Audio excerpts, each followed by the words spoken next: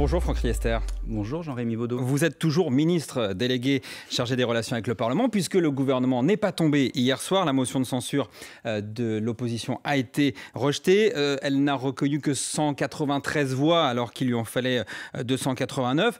Est-ce que vous vous dites que finalement les motions de censure passent et que finalement elle ne fonctionne pas et que la routine de passer en force avec le 49.3, c'est bon, c'est maintenant la routine? Alors, c'est pas une routine, mais c'est vrai qu'on est à la 18e motion de censure depuis le début de ce quinquennat et qu'on voit bien qu'il n'y a pas de majorité alternative. C'est le rassemblement des contraires. Et d'ailleurs, qui n'arrive même plus à se rassembler, vous l'avez dit, 193 voix pour 289 pour voter une motion de censure. Ceux-là même, notamment la NUPES, qui ont signé la motion de censure pour qu'on puisse débattre d'une motion de censure, pour renverser le gouvernement. Ce n'est pas une petite chose, ce n'est pas une petite affaire, c'est quelque chose de sérieux. N'étaient pas là pour la plupart d'entre eux hier soir, les bancs étaient aux 3/4 vides, et ils n'ont même pas réussi à faire voter la motion d'une façon large, au moins en rassemblant toutes les voix et les voix du Rassemblement national. Donc on voit bien que, alors que nous sommes en responsabilité, on engage la responsabilité du gouvernement pour donner à notre pays un cadre budgétaire pour les 3 années qui viennent, qui nous permettent à la fois de fixer le cap pour financièrement notre pays et en même temps tenir nos engagements vis-à-vis de l'Europe, obtenir d'ici à mi-2026 38 milliards d'euros, c'est 18 milliards d'euros en 2024 et 38 milliards d'euros à l'horizon de mi-2026. Et pendant ce temps, les oppositions restent, je ne leur fais pas le reproche, on sait bien que les lois budgétaires, les lois financières, les oppositions ne les votent pas. Parce que c'est un marqueur de l'appartenance à la majorité. Donc il y aura d'autres 49.3. Mais oui, vraisemblablement. Elle l'a dit d'ailleurs la Première ministre. Dans une commune, moi j'ai été maire de la ville de Coulommiers pendant 9 ans, les oppositions n'ont jamais voté les budgets parce qu'ils étaient dans l'opposition. Pour autant, ils ont voté un certain nombre de délibérations que je proposais dans le reste de l'année. Donc on sait bien que quand on est dans l'opposition, on ne vote pas le budget. Pour autant, est-ce qu'on est obligé de déposer une motion de censure? C'est le 12e 49.3 déposé par Elisabeth Borne. Est-ce qu'à un moment, ça ne vous fatigue pas? Est-ce qu'il n'y a pas une forme d'usure aussi de la Première ministre? C'était sa 18e motion de censure. Est-ce que ça ne l'empêche pas d'exister autrement aussi? Encore une fois, il faut qu'on puisse utiliser les outils qui sont donnés par la Constitution au gouvernement pour donner un budget du financement de la sécurité sociale, un cadre budgétaire pluriannuel à notre pays. Pour autant, les oppositions, dont on comprend qu'à un moment donné, elles votent contre parce qu'elles sont dans l'opposition et que c'est un marqueur d'appartenance à l'opposition, mais qu'elles ne déposent pas de motion de censure. Et pourquoi nous, on prend nos responsabilités? Parce qu'il n'y a pas de majorité alternative. Il n'y a pas une majorité, un budget ou un cadre budgétaire pluriannuel qui pourrait être proposé par les oppositions. Entre le Rassemblement national et la NUPES, il n'y a rien en commun. Donc elles peuvent se réunir pour s'opposer, pour essayer d'empêcher le gouvernement d'agir pour nos compatriotes, mais elles sont incapables de se rassembler pour proposer un budget alternatif. Donc on prend nos responsabilités en utilisant cet outil du 49.3. Cette motion de censure, elle a été déposée par la NUPES hier. Ça serait une autre paire de manches si cette motion venait des Républicains sur le budget, par exemple. Est-ce que vous leur dites à la droite, de ne pas le faire? Écoutez, la droite prend ses responsabilités. Ils n'ont pas voté la motion de censure. On a tenu compte d'un certain nombre de leurs remarques dans le texte qui a été soumis au 49.3, comme on le fait d'ailleurs sur un certain nombre d'autres textes. Regardez le texte plein emploi qui est en discussion, on y reviendra peut-être tout à l'heure. Nous avons travaillé avec les oppositions constructives, notamment les LR, et chacun doit être en responsabilité. Une nouvelle fois, les LR ont fait preuve de responsabilité en ne s'associant pas avec cette motion de censure. Mais je voudrais insister sur un point, si vous me le permettez. Regardez ce qui se passe aux États-Unis. Aux États-Unis, opposition et majorité, républicains et démocrates, ne sont incapables de se mettre d'accord sur un budget. Ce qui fait qu'à partir du 1er octobre, un certain nombre de services publics vont être fermés. Un certain nombre de fonctionnaires ne pourront plus être payés parce que la Constitution américaine ne permet pas un dispositif comme le dispositif de 49.3 qui permet... Il n'y a pas de shutdown dans le système français. Mais oui, et heureusement, et notamment il n'y a pas de shutdown parce qu'il y a le 49.3. Parce qu'il y a cette capacité de dire on engage la responsabilité du gouvernement, mais on veut que ce texte budgétaire soit adopté. Et c'est ce que nous faisons, nous prenons nos responsabilités. Je regrette que la NUPES et le Rassemblement national n'aient pas saisi les leurs et déposé cette motion de censure pour laquelle ils ne sont même pas mobilisés. Les oppositions vous reprochent notamment de ne pas en faire assez pour le pouvoir d'achat. Hier, le président du groupe Leclerc, Michel-Édouard Leclerc, a demandé une chose qui paraît de bon sens dans ce contexte d'inflation, la suppression de l'obligation pour la grande distribution de pratiquer des marges d'au moins 10% sur les produits alimentaires. Qu'est-ce que vous en pensez ? J'en pense d'abord que nous sommes absolument mobilisés sur le pouvoir d'achat de nos compatriotes. Vous savez, Agathe Landry, que entre l'indexation des retraites, l'indexation des minima sociaux et l'indexation du barème de l'impôt sur le revenu, c'est 25 milliards d'euros qui sont mobilisés dans le budget 2024. Nous continuons aussi de protéger les Français par rapport au coût de l'énergie. 34% de la facture d'électricité de nos compatriotes est pris en charge par l'État. C'est 10 milliards d'euros dans le budget 2024. Et bien sûr, il faut continuer de travailler avec les partenaires de la distribution, des industriels des produits de grande consommation là, pour maintenir le niveau le plus bas possible de l'inflation, voire une baisse des prix. Il demande un moratoire sur la loi Descrozaille qui entrera en vigueur le 1er mars et qui maintient cette obligation de pratiquer des marges d'au moins 10% jusqu'en 2025. Est-ce qu'il ne faut pas un moratoire sur cette loi? Est-ce qu'il faut la remettre en cause? On demande à tous les acteurs qui ont un rôle dans la fixation des prix d'être mobilisés pour faire un effort pour nos compatriotes. Regardez la loi que nous allons débattre là dans quelques jours à l'Assemblée nationale qui vise à accélérer le délai final de négociation justement entre les distributeurs et les industriels. Charge à M. Leclerc, dans ce cadre-là, de négocier avec les industriels. Si la loi, cette loi de Descrozaille ou la loi Egalim, sans remettre en cause le cœur de ce que veut cette loi, c'est-à-dire donner les moyens à nos producteurs agricoles, nos agriculteurs d'avoir de quoi vivre de leur production. S'il faut, le moment venu, faire évoluer la loi, nous le ferons. Nous le faisons là sur le calendrier de négociation. Nous avons toujours dit que nous adapterions les dispositifs pour permettre à nos compatriotes d'avoir le meilleur pouvoir d'achat. Nous le ferons éventuellement sur cette loi si c'est nécessaire. Pour l'instant, elle a été votée, elle doit s'appliquer parce que c'est l'intérêt des producteurs agricoles et c'est l'intérêt de nos PME de l'agroalimentaire. On ne comprend pas de moratoire prévu pour l'instant, en tout cas sur la loi Descrozaille. Franck Riester, on se retrouve dans un instant à 8h40. Pour l'instant, c'est l'heure du fil info avec Diane Ferchit. Nous avons été une solution pour la sécurité au Sahel, c'est ce qu'affirme ce matin dans Le Parisien aujourd'hui en France Sébastien Lecornu, le ministre des Armées, après l'annonce du retrait des troupes françaises engagées au Niger, avec les juntes militaires au pouvoir à Niamey, mais aussi au Burkina Faso et au Mali. Et face au risque djihadiste, le Sahel risque de s'effondrer sur lui-même, estime Sébastien Lecornu. Pas de censure pour le gouvernement, motion rejetée cette nuit à l'Assemblée nationale, motion déposée par la NUP après l'utilisation du 49.3 pour faire adopter sans vote la loi de programmation budgétaire 2023-2027. Il a toujours dit avoir été témoin du meurtre de Tupac Shakur, un homme de 60 ans arrêté par la police de Las Vegas 27 ans après la mort du légendaire rappeur. Il s'agit d'un ancien chef de gang. Les enquêteurs le soupçonnent d'avoir donné l'ordre de tuer Tupac. Le mondial de rugby et l'Italie littéralement écrasée hier par la Nouvelle-Zélande. Les All Blacks se sont imposés 96-17. L'Italie qui sera l'adversaire de la France vendredi à Lyon. Le pays qui l'emportera sera qualifié pour les quarts de finale. France Info.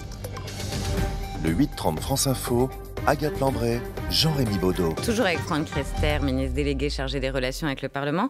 La loi immigration arrive début novembre au Sénat. Est-ce que la mesure sur la régularisation des travailleurs sans papier figurera dans le texte, oui ou non ? Alors, elle est dans le texte qui va être discuté, puisque c'est le texte à la fois déposé par le gouvernement et ensuite issu du travail de commission au Sénat. Puis après, on verra avec le parcours qu'aura cette loi au Parlement ce que sera le texte final.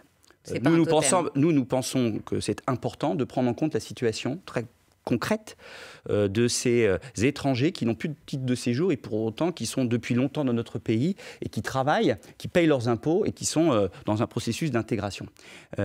Après, il y a un processus parlementaire, comme tous les textes depuis le début du quinquennat, entre le texte présenté par le gouvernement et celui qui est voté in fine avec une majorité plus large. Je rappelle que 47 textes ont été votés avec une majorité plus large sans l'utilisation justement du 49.3. Donc c'est que nous sommes dans une stratégie de compromis. Et bien, cette stratégie, nous l'employons aussi sur ce texte-là, qui est un texte sensible politiquement, avec beaucoup de tensions. Et donc on sait bien que c'est peut-être plus difficile que sur d'autres textes, mais nous avons la même stratégie, trouver une voie de passage au Parlement pour régler un certain nombre de choses concrètes en matière d'immigration. Ce qui ne veut pas dire, Jérémy Baudot, qu'avec ce texte-là, on règle tous les problèmes liés à la politique publique de l'immigration. Il y a une dimension européenne, le président de la République en a parlé encore très récemment. On s'est discuté à Bruxelles là-dessus. Exactement. Il y a des dimensions réglementaires, c'est-à-dire des décisions du gouvernement directement, soit des questions d'organisation administrative. Et bien justement, si ça ne passait pas par la loi, si le compromis à la fin excluait cette régularisation des travailleurs sans papier dans les métiers en tension, est-ce que vous pourriez passer par la voie réglementaire? Est-ce que ça aussi, c'est peut-être un peu sur la table? Vous savez qu'il y a déjà ce qu'on appelle la circulaire Valls, qui permet de répondre à un certain nombre de problématiques et peut-être pas assez connues des chefs d'entreprise et de ces personnes qui travaillent, comme vous l'avez rappelé, dans des métiers en tension et qui n'ont plus de titre de séjour. Et on verra bien quel sera le processus parlementaire. Nous, on tient à ce qu'en tout cas cette dimension-là de la politique publique de l'immigration soit bien prise en compte. Il faut qu'on avance et qu'on envoie, parce que c'est ça le texte, un message très fort d'intégration, de soutien à l'intégration de celles et ceux qui viennent travailler dans notre pays. Franck Riester, quitte à utiliser le 49.3 sur ce texte. On n'exclut rien par principe, mais nous sommes dans une réflexion, une stratégie de compromis pour, avec les oppositions constructives, et je pense que c'est possible, notamment avec les LR, trouver les voies et moyens pour concrètement permettre d'améliorer notre système à la fois d'accueil des personnes qui viennent de l'étranger et d'intégration, pour être plus ferme avec ceux qui ne respectent pas la loi, plus ferme avec ceux, pour les renvoyer par exemple plus vite dans leur pays, qui n'ont rien à faire sur notre sol, et en même temps les accompagner dans l'intégration pour celles et ceux qui peuvent être sur notre sol, qui travaillent, qui payent des impôts et qui s'intègrent. Vous parliez des compromis avec les Républicains. Jeudi, à l'Assemblée, la majorité a voté un amendement LR qui inscrit dans la loi 15 heures d'activité hebdomadaire obligatoire pour les bénéficiaires du RSA. En mai dernier, pourtant, Olivier Dussopt, ministre du Travail, déclarait que ces 15 heures ne figureraient pas dans la loi, qu'elles ne seraient qu'un objectif adapté. Qu'est-ce qui a changé depuis? Mais Jean-Rémy Oudot, vous êtes un fin observateur de la vie politique et vous voyez bien que pour avoir un compromis, il faut aller les uns vers les autres. Nous sommes convaincus que c'est important de mettre en place ce système de droits et devoirs avec celles et ceux qui bénéficient du RSA, pour notamment leur donner plus de moyens pour se réintégrer professionnellement, pour leur donner des formations. En contrepartie, on leur demande effectivement de passer du temps en formation. Mais là, ça ne vous oblige pas à lâcher du lest à la droite. Là, ce qu'on dit très clairement, c'est que ces 15 heures sont un bon objectif. Pour autant, il y a des exceptions. On comprend bien qu'une femme seule, avec des enfants, qui n'a pas de moyens de garde, on ne peut pas lui demander la même chose que quelqu'un qui a un conjoint et des modes de garde qui sont facilement accessibles. Et donc il y a bien sûr une différenciation dans ce texte de compromis. Ce n'est pas le texte issu du Sénat, c'est un texte de compromis qui permet justement de prendre en compte les spécificités. Par exemple, si vous avez un handicap, et puis d'y aller progressivement. Mais attendez, Franck Riester, pardon, vous parliez des exceptions. Il y a d'autres situations, par exemple pour les proches aidants. Eux, ils feront quoi? Ils devront travailler 15 heures par semaine, c'est-à-dire l'équivalent d'un mi-temps? Ça sera progressif et ça sera des cas spécifiques. On tiendra compte des particularités. Mais est-ce qu'on arrive à chiffrer le nombre de cas spécifiques de ces bénéficiaires du RSA? Dans la loi, pour l'instant, il n'y a que les personnes en situation de handicap et les parents isolés sans solution de garde, non? Mais vous pouvez voir aussi dans la loi que c'est quelque chose qui est progressif et qui tient compte de la réalité des situations. Vous savez, cet objectif de 15 heures, il est important. Il est important parce que si on a des personnes qui souhaitent se former, qui souhaitent revenir sur le monde du travail, dans le monde du travail, il faut qu'ils puissent passer du temps à travailler, à se former. Ces personnes besoin d'être accompagnées. Les personnes qui connaissent bien les dossiers de RSA dans les départements disent il y a 30% des gens qui sont tellement loin de l'emploi qu'il faut vraiment aller les chercher et les accompagner. Bien sûr, et ça nécessite des moyens, ça nécessite du temps. Et c'est ce qu'on dit. On dit voilà, on vous donne une indemnité de réinsertion, on vous accompagne pour le faire. La contrepartie, c'est qu'il vous faut donner un petit peu de temps, vous aussi, pour se faire. Il faut vérifier qu'il y a bien une volonté partagée. Mais est-ce que moi, j'ai été président d'une mission locale quand j'étais maire de Coulommiers. J'étais président d'une mission locale. Mission locale, c'est l'association qui s'occupe de la réinsertion des plus jeunes. Eh bien, on a mis en place la garantie jeune, puis le contrat d'engagement. Ça fonctionne avec les jeunes. Il n'y a pas de raison de ne pas utiliser ce système qui est déjà utilisé d'ailleurs pour les bénéficiaires du RSA, de le généraliser et de faire en sorte de mobiliser plus de moyens à condition que les bénéficiaires du RSA s'en donnent les moyens. Ça fonctionne si on s'en donne les moyens. Olivier Dussopt a dit en séance... Et si on peut s'en donner les moyens, c'est là aussi où on a les cas justement, le député socialiste Arthur Delaporte chiffre les besoins à 10 milliards d'euros par an pour que ces 15 heures hebdomadaires soient vraiment personnalisées et efficaces. Or, Olivier Dussopt, lui, en séance, il a dit que 1 milliard d'euros seraient alloués à cet accompagnement d'ici 2027. 1 milliard versus... J'ai tendance à plutôt croire à Olivier Dussopt que M. Delaporte. Donc vous dites que... Et dans une opposition bien souvent caricaturale. Bon, on va changer de sujet. Est-ce que vous avez lu le livre d'Agnès Buzyn ? Non. L'ancienne ministre de la Santé, qui n'est pas très tendre. Elle raconte en fait ces semaines, les dessous de la crise du Covid, les premières semaines de la crise. Et elle dévoile notamment des échanges avec le président Édouard Philippe. Est-ce que c'est courageux de sa part de mettre un petit peu carte sur table, ou est-ce que finalement une ancienne ministre ne devrait pas dire ça ? Écoutez, on est dans une démocratie, on est dans un pays de liberté. Agnès Buzyn a souhaité écrire ce livre pour donner sa part de vérité, en s'appuyant sur un certain nombre d'éléments, d'ailleurs, qui sont dans les mains de la justice également.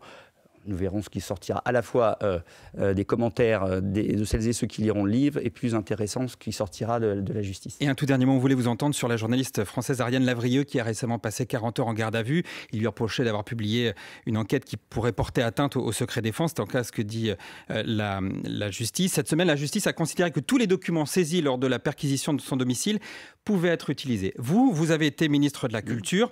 Est-ce qu'il est normal qu'on puisse tenter d'identifier des sources de journalistes d'investigation ? Écoutez, la liberté de la presse, c'est un des acquis fondamentaux de notre démocratie.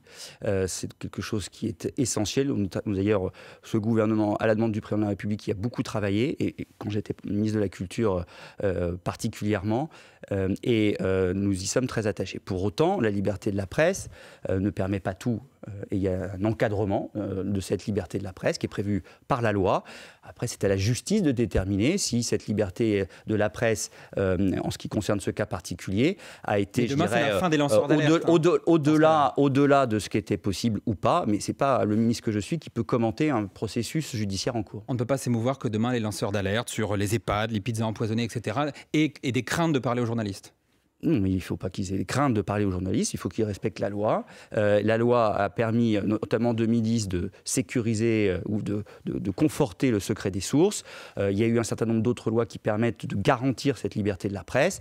Il y a des états généraux de l'information qui ont été lancés par le président de la République et qui vont conduire un certain nombre de travaux et peut-être des propositions pour encore améliorer le dispositif de protection et des sources et de garantie de la liberté de la presse.